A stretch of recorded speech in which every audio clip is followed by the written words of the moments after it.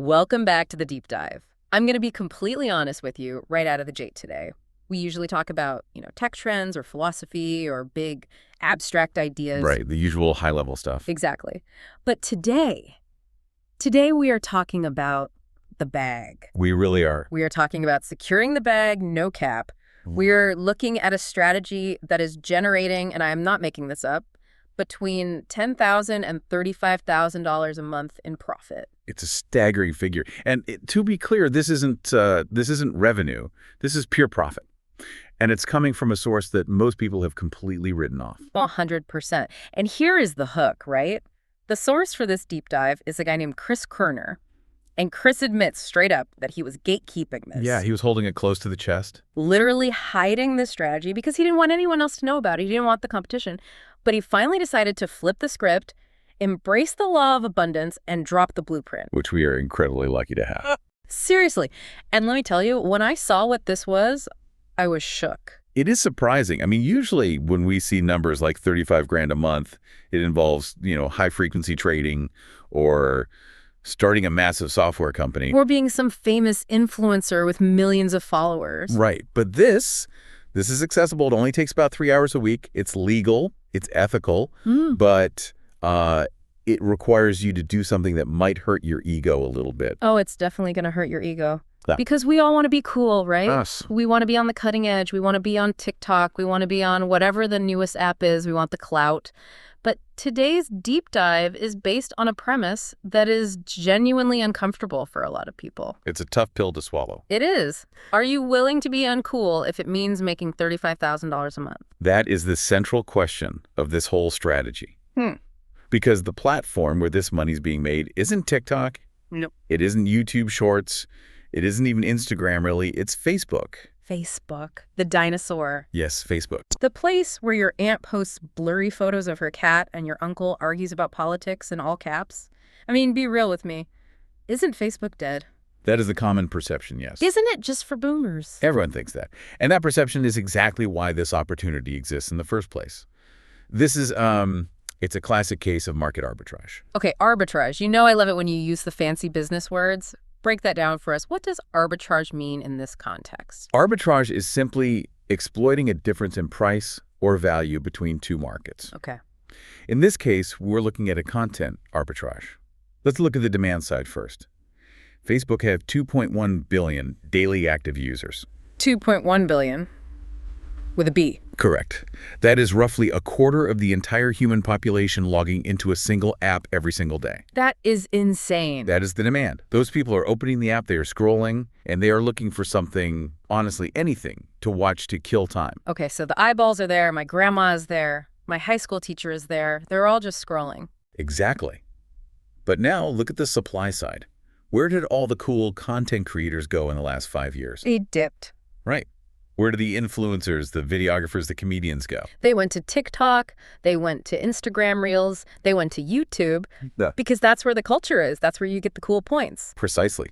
They abandoned Facebook. So you have this massive population of 2 billion consumers on Facebook, but the supply of high-quality, original human content has plummeted. It's just gone. It's a ghost town of creators, Thought? but a metropolis of consumers. So it's like, imagine a stadium filled with hungry people, but all the chefs left to go to a cooler restaurant across the street. That is a perfect analogy. And currently, what fills that void on Facebook, as Chris puts it, it's mostly AI slop, fake news, or just low-effort reposts without any context. Just absolute junk food. Junk food. And Facebook knows this. Right, because at the end of the day, Facebook is a business. They are a trillion-dollar company that sells attention.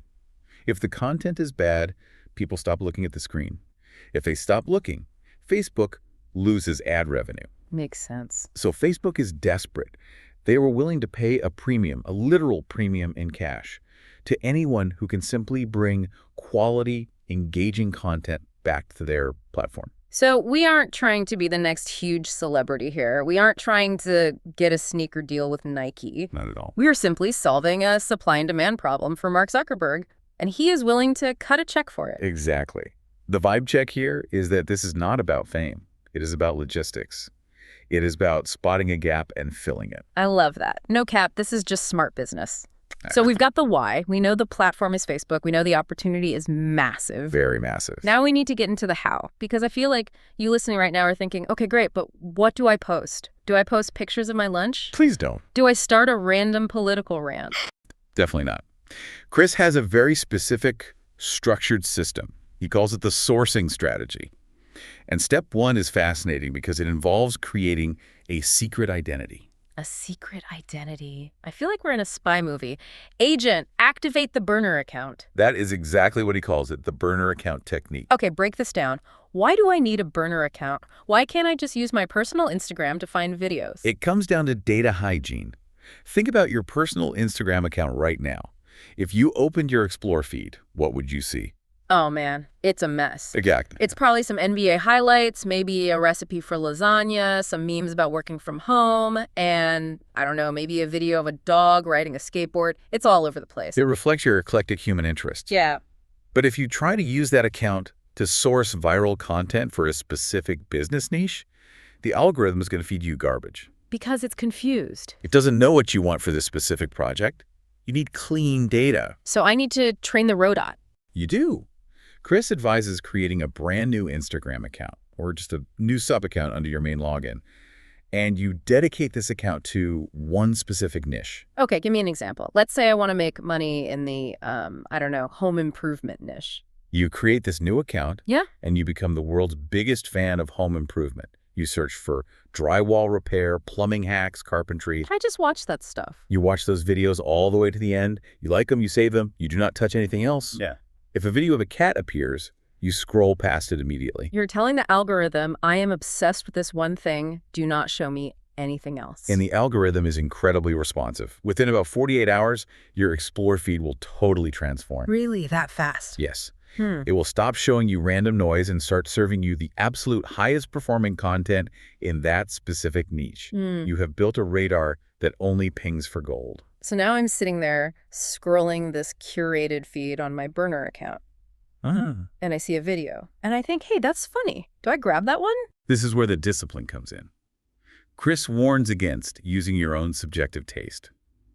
Just because you think it's funny or interesting doesn't mean it's actually viral. Oh, so my taste doesn't matter? You need to remove your ego completely from the equation and look at the scoreboard. The scoreboard being the metrics. Correct. On Instagram Reels, you can't just look at the little heart icon. You need to click on the number of likes to see the underlying data. What are we looking for? Chris looks for videos that have massive engagement.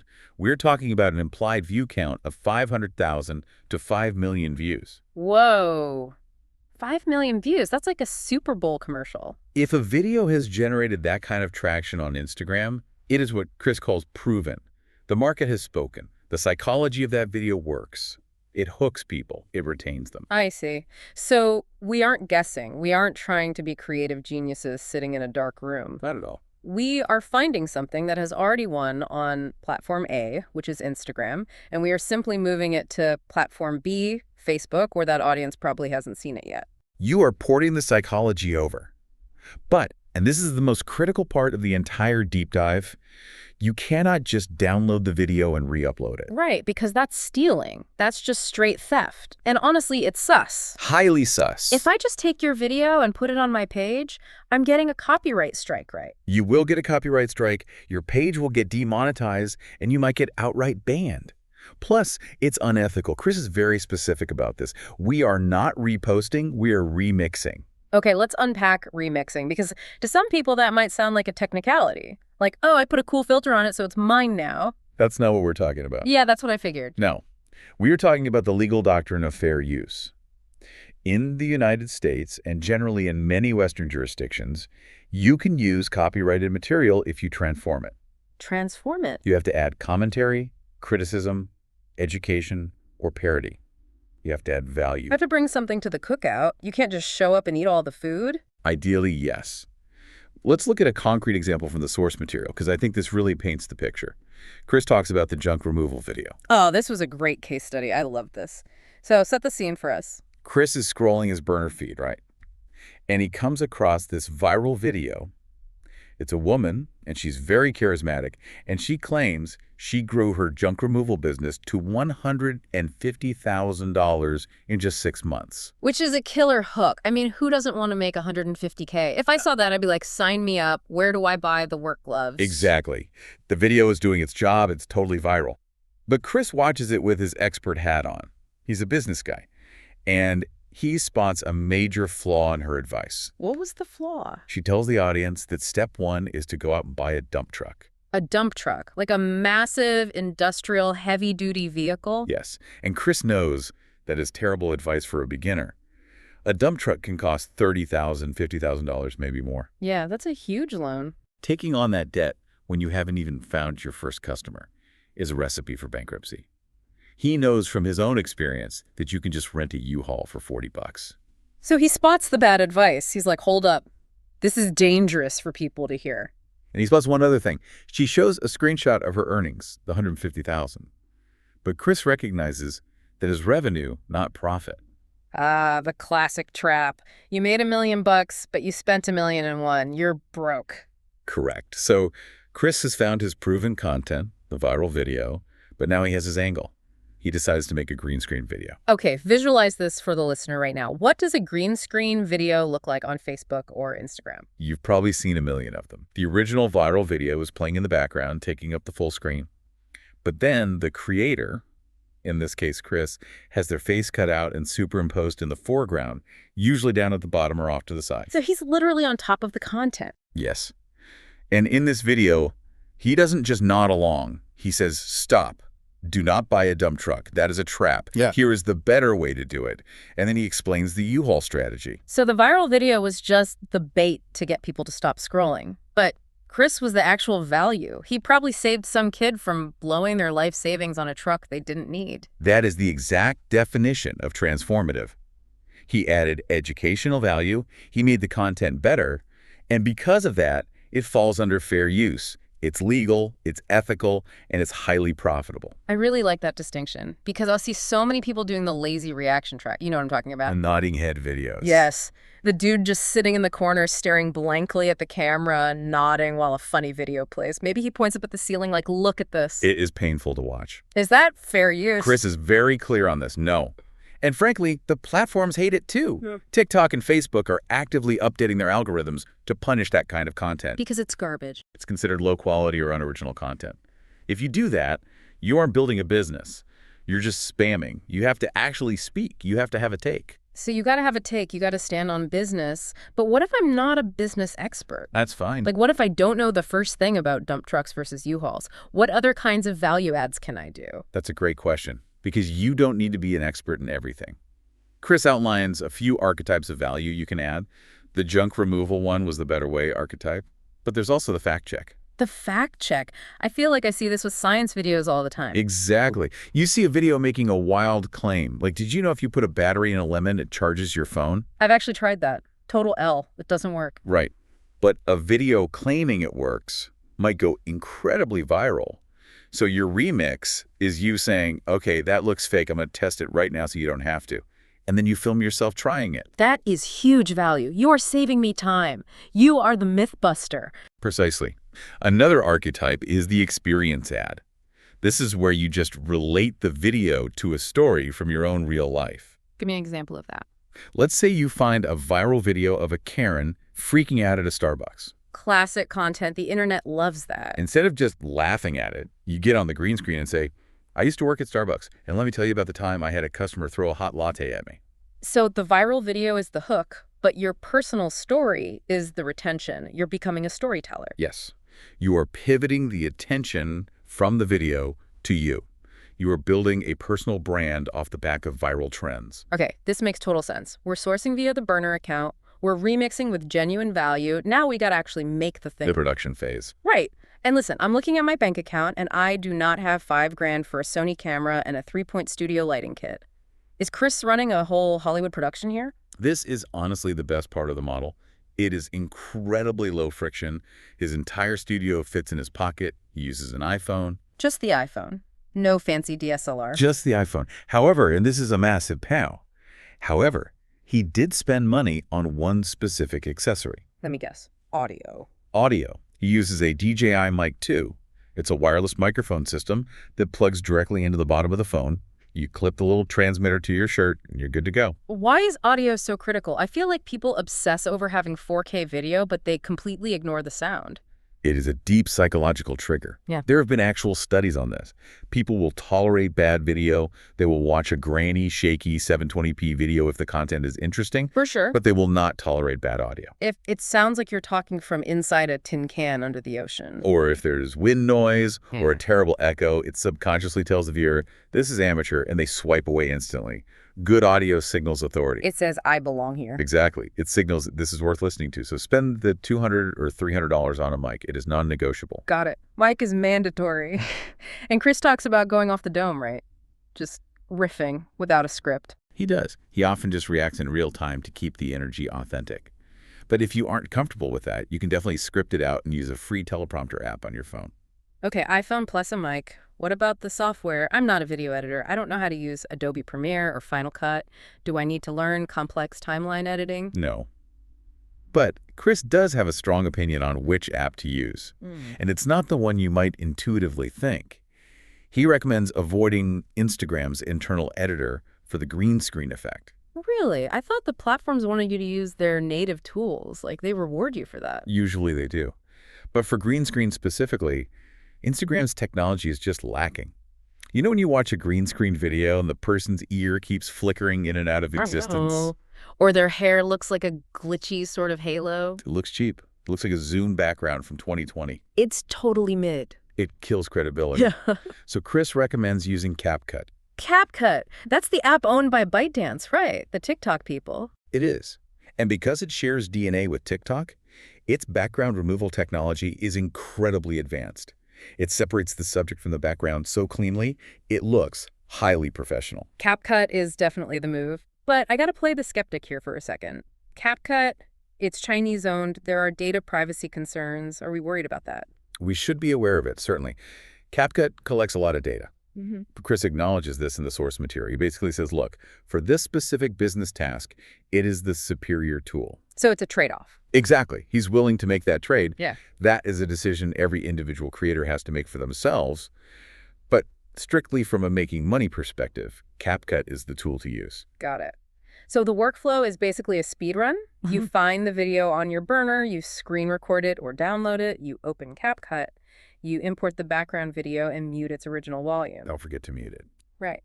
Then you hit remove background on your own reaction video, you overlay it, boom. And don't forget the receipts. Receipts, like from the grocery store? No. Proof. Data. Supplemental images. Oh, I see. Remember the junk removal video? Chris didn't just say U-Hauls are cheaper. He went to Google Images, he found a screenshot of a real U-Haul rental price, and he overlaid that image on the screen while he was talking. Oh, okay. He showed the actual evidence. He showed the evidence. This does two very important things. One, it proves he's right, which builds trust. Two, it makes the video visually dynamic. Things are popping up on screen. It keeps the monkey brain engaged. The monkey brain needs shiny objects. I feel that. If it's just a talking head for 60 seconds without anything changing visually, people get bored. You need visual stimulation. Okay, so we've edited the video. It looks crisp. The audio is buttery smooth. The receipts are on screen. Now we are ready to post. And Chris dropped a rule here that felt like a commandment from on high. If you break this rule, you are cooked. The native rule, or as some call it, avoiding the toggle of death. The toggle of death. I love that. Explain what this trap is. Okay, picture this. You are on Instagram. You've just uploaded your awesome new reel. You are writing your caption. And right there at the bottom of the screen is a convenient little switch that says share to Facebook. It is so tempting. It's right there. It saves me so much time. I can kill 2 birds with 1 stone. Do not touch it. Step away from the toggle. Why, though? Why would Facebook put a feature there if it actively hurts you? Because of how the Facebook algorithm categorizes content. If you use that toggle, Facebook treats your video as recycled Instagram content. It knows it's not native to its own platform. Oh, so it treats it like a second-class citizen. Exactly. It doesn't give it the same distribution push. You are severely limiting your reach. You're getting the leftovers. You are. Chris insists that you must upload natively. That means you take the file, the actual MP4 file you exported from CapCut, and you go to the Facebook app or the Facebook Creator Studio on desktop. And upload it directly. Directly there as a fresh, brand new post. They want you to respect the platform. They want you to do the actual work. They do. It's more friction. It's annoying. Chris calls it the grind. But he says the difference is getting 500 views versus getting 500,000 views. Listen, for 35 grand a month, I will upload the file manually. I will drive to Silicon Valley and hand deliver a USB drive to Mark Zuckerberg if that's what it takes to secure the bag. I don't think you need to go quite that far, but yes, manual upload is the key. Okay, so we're live, the video's up natively, but we haven't talked about the most important part of the video itself yet, the words.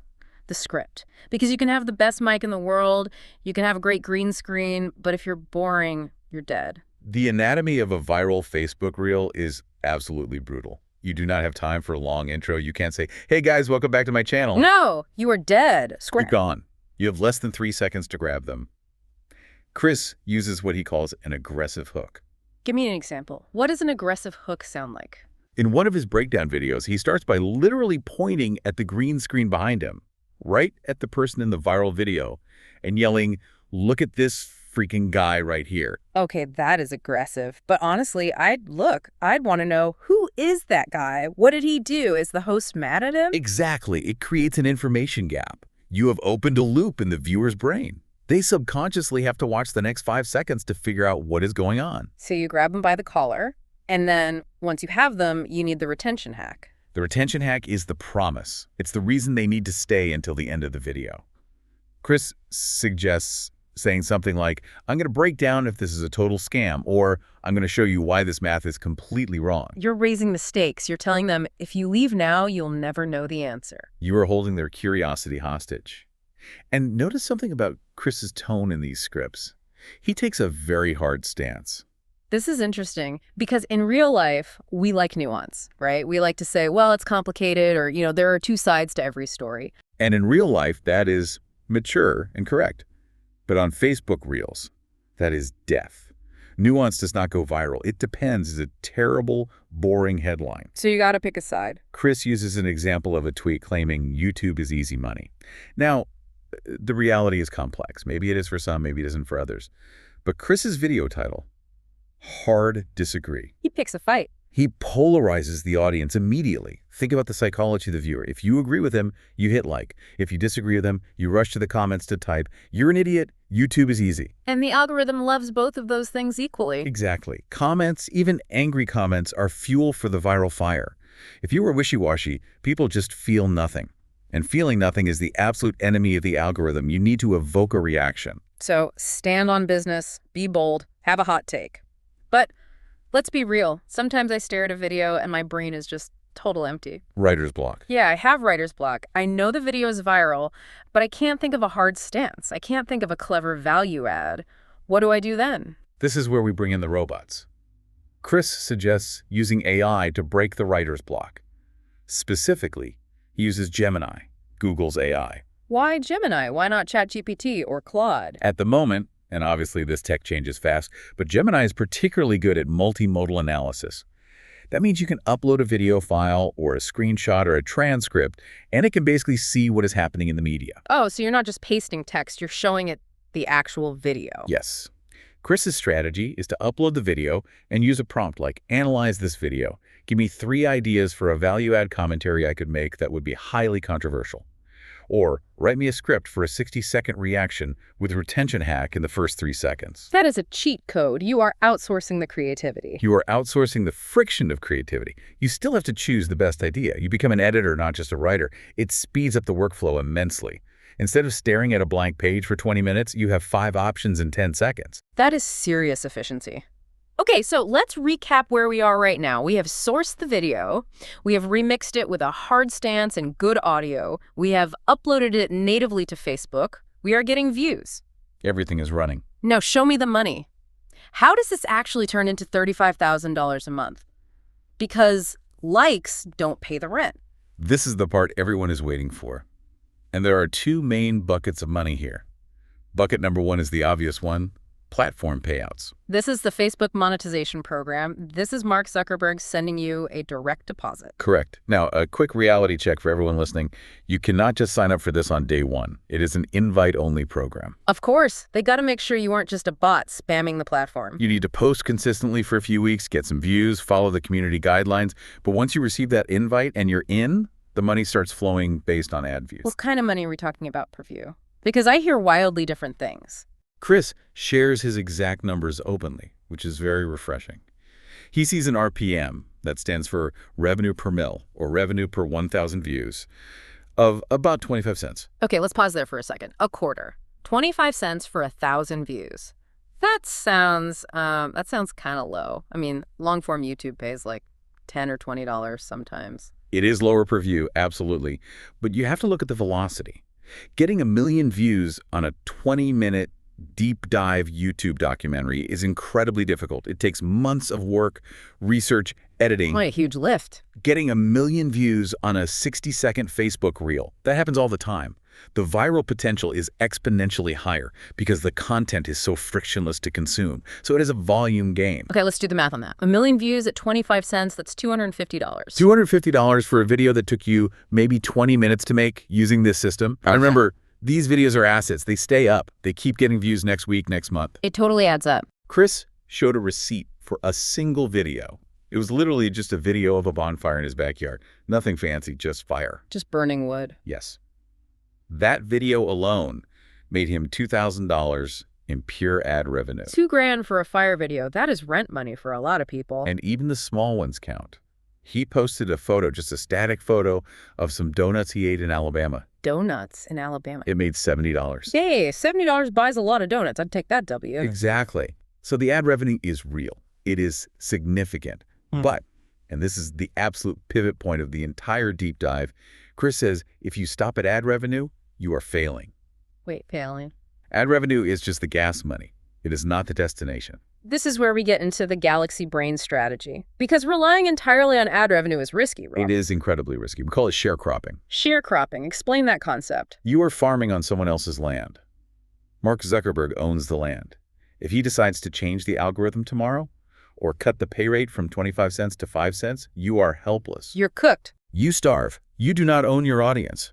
You are simply renting them from Facebook. So how do we own them? How do we get off the farm? The email list. Ugh, email. I knew you were going to say email. It feels so old school. You've got mail. It may feel old school, but it is the most profitable channel in existence. It is the only channel you actually own. No algorithm can stop you from sending an email. Sure. If Facebook shuts down completely tomorrow, you still have your list. You can still sell products. You still have a business. Okay, I agree with the theory. But getting a Facebook scroller, someone with a literal 3-second attention span, to stop scrolling, click a link, and manually type in their email address, that sounds like a massive amount of friction. It is a lot of friction. But this is where Facebook Reels has a massive secret weapon that TikTok doesn't have. Ooh, a secret weapon. I like weapons. What is it? On TikTok or YouTube Shorts, if you put a link in the comments, it is not clickable. It's just dead text. Right. You have to tell people link in bio, and they have to click your profile, then click the link in the bio. And you lose 90% of people in that clunky process. Too many clicks. People are way too lazy for that. Exactly. On Facebook Reels, you can put a clickable link right in the top comment. Wait, really? Just a blue hyperlinked text right there in the comments section? Yes. It is an absolute game changer. It reduces the friction to almost zero. So the funnel looks like this. Step 1, the viral video hooks them. Step 2. At the end of the video, you say, if you want the full step-by-step guide on this, check the link in the comments. Nice and easy. Step 3, they open the comments, they click the link, and boom, they are immediately on your landing page. You can build that on Beehiiv or Card for free. Okay, so we are driving traffic off Facebook to a landing page. We are collecting emails. That's great for the long term. But Chris says he is making $35,000 a month right now. Right now. How does getting an email address make me money today? I'm not selling a course yet. I don't have a product to sell them. This is the infinite money glitch. This is the part that genuinely blew my mind when I researched it. He uses a platform called SparkLoop. SparkLoop. Sounds electric. What exactly does it do? It is a referral network for newsletters. Think of it this way. There are huge newsletters out there, Finance newsletters, AI newsletters, crypto newsletters that have massive marketing budgets. Okay. They need new subscribers, and they're willing to pay cash for them. They are essentially buying leads. Exactly. SparkLoop connects you to them. So here is the exact user journey. A user watches Chris's video. They click the link in the comments. They type their email into Chris's form to get his free guide. They hit submit. Standard opt-in. Immediately, a little widget pops up on the screen. It says, hey, thanks for signing up. Since you are interested in business, you might also really like these 3 other newsletters. Ah, it's the upsell at the register. Would you like fries with that? Precisely. And if the user checks the box to join those other newsletters, Chris gets paid a bounty for each one. How much money are we talking here per box checked? It varies depending on the niche, but it is usually between 50 cents and $5 per single email sign-up. Whoa, wait, let me do the math here. So I get one person to sign up for my free list. They check 3 boxes for other newsletters. I could make, what, $6? $10 instantly. Instantly. Before you have ever tried to sell them a product yourself, you are monetizing the actual sign-up event. That is wild. And Chris is getting how many subscribers doing this? He says he is getting over 500 subscribers a day. 500 subscribers. Let's be conservative. Let's say he averages $2 per subscriber from these SparkLoop referrals. That's $1,000 a day. That is $30,000 a month, just from the email signups. Plus the Facebook ad revenue we talked about? Plus the fact that he now genuinely owns those emails and can sell them his own course or affiliate product next week. He is double dipping. No, he's triple dipping. Facebook pays him for the view. SparkLoop pays him for the lead. And then he sells the lead later. It is the ultimate content arbitrage. He is extracting maximum value from every single second of attention. He isn't just a creator, he is a funnel architect. That is legendary. Seriously, it's genius. So wait, he's basically getting Facebook to pay him to take their users off of Facebook. That's one way to look at it, yeah. That's a huge W. But before we wrap up, the source material mentioned one other format. Because I know some of our listeners are just naturally shy. That's fair. They are thinking, I cannot be on camera, I hate my voice, I don't want to show my face. Can they still do this strategy? Yes, absolutely. There is a lo-fi version of this strategy. It's the Twitter to Facebook pipeline. The tweet screenshot. Exactly. It works on the exact same psychological principle. You go to Twitter or X, and you find a text post that is going incredibly viral, high engagement, people fighting in the comments. You screenshot it. You screenshot it, you crop it nicely so it looks clean. Yeah. But there's a major constraint here. It must fit perfectly in one single image. No threads, no swipe for part 2. Keep it simple. Facebook users scrolling the feed want to consume the whole idea in one quick glance. And you just post that as a photo on your Facebook page. You post it as a photo. But, and you know what I'm going to say, you need the value add. You cannot just post the picture silently. You need the hard stance. Yes.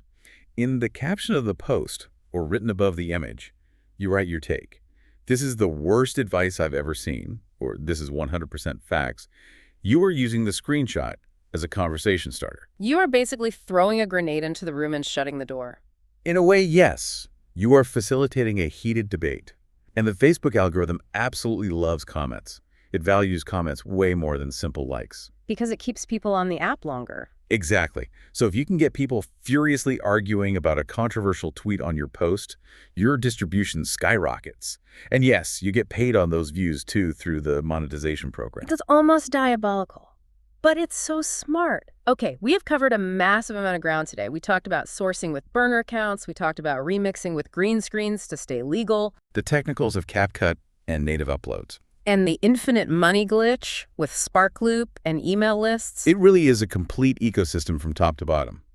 But I have to ask the final question. The question that is probably on everyone's mind right now. Is this passive income? Because everyone wants passive income. They want to sip Mai Tais on the beach while the money just magically rolls in. No, Yeah. absolutely not. Thank you for the honesty. This is highly active income.